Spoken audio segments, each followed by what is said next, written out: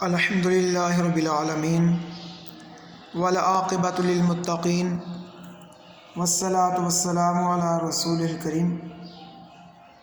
السلام علیکم ورحمۃ اللہ وبرکاتہ۔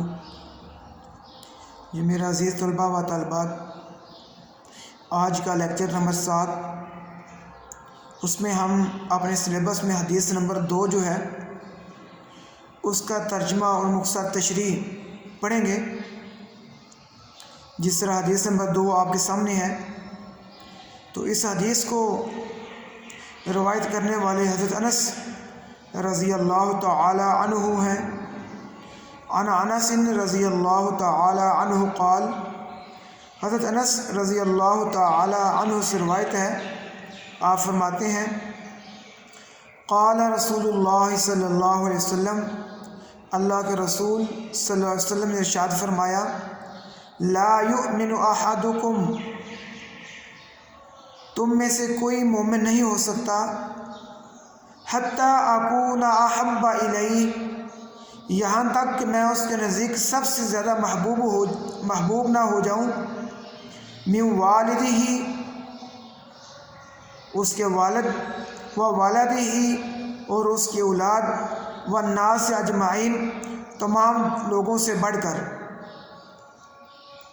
اب اس حدیث مبارکہ میں اللہ کے نبی صلی اللہ علیہ وسلم ایک بندہ مومن کو، ایک اپنے امتی کو یہ بیان فرما رہے ہیں کہ اس کی محبت میرے ساتھ کس درجے کی اور کس لیول کی ہونی چاہیے۔ یہ نہیں کہ میرا امتی زبانی کلامی تو محبت کے دعوے کرتا رہے، لیکن جب بات آئی میری اطاعت کرنے کی، میرے احکامات کو ماننے کی، تو پھر میری نافرمانی کرے۔ اس لیے فرمایا گیا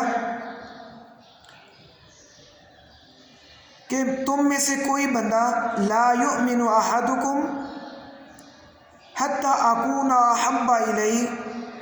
کہ تم میں سے کوئی بندہ اس وقت تک ایمان کی تکمیل کو نہیں پہنچ سکتا جب تک میں ہر چیز سے بڑھ کر اس کو زیادہ محبوب نہ ہو جاؤں، حتی اکون، یہاں تک کہ میں ہو جاؤں احب الیہ، اس کو سب سے زیادہ محبوب۔ اب ہم دیکھتے ہیں کہ بعض اوقات ہمیں اپنے والدین کے ساتھ، اپنی اولاد کے ساتھ، اور لوگوں میں سے اور لوگوں کے ساتھ کتنی محبت ہوتی ہے، لیکن اللہ کے نبی صلی اللہ علیہ وسلم ارشاد فرما رہے ہیں کہ جب تک وہ سب سے بڑھ کر، دنیا میں ہر چیز سے بڑھ کر مجھے محبوب نہیں بنا لیتا، تو اس وقت تک اس کا ایمان مکمل نہیں، وہ ایمان مکمل ایمان والا نہیں ہو سکتا۔ اس لیے کہ کوئی بھی ایسا عمل، کوئی بھی ایسا کام جب ہم دیکھیں کہ اس میں اللہ کے نبی صلی اللہ علیہ وسلم کی کہیں نافرمانی تو نہیں ہو رہی۔ بعض اوقات انسان اپنی اولاد کو خوش کرنے کے لیے اللہ اس کے رسول کی نافرمانی کرتا ہے، تو یہ پھر اس کی محبت مکمل نہیں ہے اپنے پیارے حبیب کے ساتھ، اپنے نبی کے ساتھ۔ اس لیے اس کی محبت پھر اولاد کے ساتھ ہے کہ اللہ اس کے رسول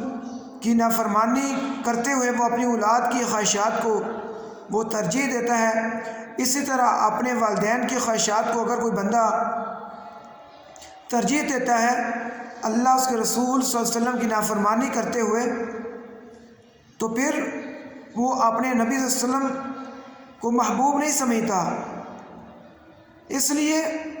کہ والدین کی فرمانبرداری، ان کی اطاعت و فرمانبرداری کا بھی حکم اس وقت تک ہے جب اللہ اس کے رسول کی کوئی نافرمانی نہ ہو رہی ہو۔ اگر اللہ اس کے رسول صلی اللہ علیہ وسلم کی کوئی نافرمانی ہو رہی ہو تو پھر والدین، اولاد، کوئی کچھ بھی کہے، ان کی اطاعت کرنا ضروری نہیں۔ اس لیے کہ محبت کا جو دعویٰ ہے وہ سچا ہونا چاہیے۔ اب اگر ہم دیکھتے ہیں تو بعض اوقات ہم ربیع الاول میں کتنی محبت کا اظہار کرتے ہیں، اور کرنا بھی چاہیے، لیکن یہ محبت کہیں ایسے تو نہیں کہ ہم زبانی کلامی محبت تو کرتے رہیں لیکن جب عمل کرنے کی باری آئے تو ہم سو جائیں، ہمارے اوپر سستی چھا جائے،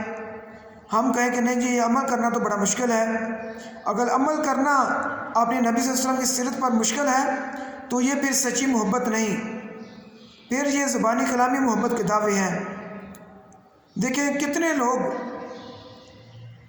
اللہ کے نبی صلی اللہ علیہ وسلم کے ساتھ محبت کے دعوے تو کرتے ہیں لیکن جب اذان ہوتی ہے تو اذان پر لبیک نہیں کہتے، اذان سن کر مسجد کی طرف نہیں جاتے۔ تو اللہ کے نبی صلی اللہ علیہ وسلم کا ارشاد گرامی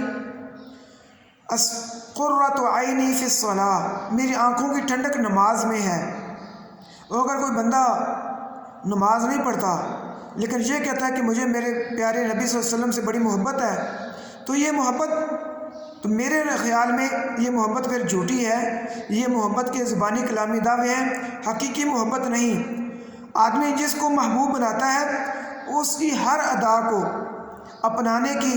اس پر چلنے کی کوشش کرتا ہے، اور خصوصاً بالخصوص اللہ کے نبی صلی اللہ علیہ وسلم جو تمام کائنات کے محسن ہیں، جو اللہ تبارک و تعالیٰ نے ہمارے اوپر کتنا احسان کیا کہ ہمیں ان کا امتی بنایا اور ان کو ہمارا نبی بنایا، اور اس کے باوجود اگر ہم ان کی اطاعت و فرمانبرداری نہ کریں، ہر بات سے بڑھ کر، ہر چیز سے بڑھ کر ان کے ساتھ محبت نہ کریں، اور پھر یہ ہمیں پھر اپنے ایمان کے بارے میں سوچ و بچار کرنا چاہیے، ایمان کے بارے میں غور و فکر کرنی چاہیے کہ کہیں ہماری محبت کے دعوے جھوٹے تو نہیں۔ اللہ تبارک و تعالیٰ سے دعا ہے کہ اللہ تبارک و تعالیٰ ہمیں کما حقہ جس طرح محبت کرنے کا حق ہے اس کو حق کو پورا کرنے کے توفیق عطا فرمائے، اور اس کو اپنانے کی اور رسول اللہ صلی اللہ علیہ وسلم کی سیرت کو پڑھنے کی، سمجھنے کی، اس پر عمل کرنے کی توفیق عطا فرمائے۔ وَأَقُولُ قَوْلِي هَذَا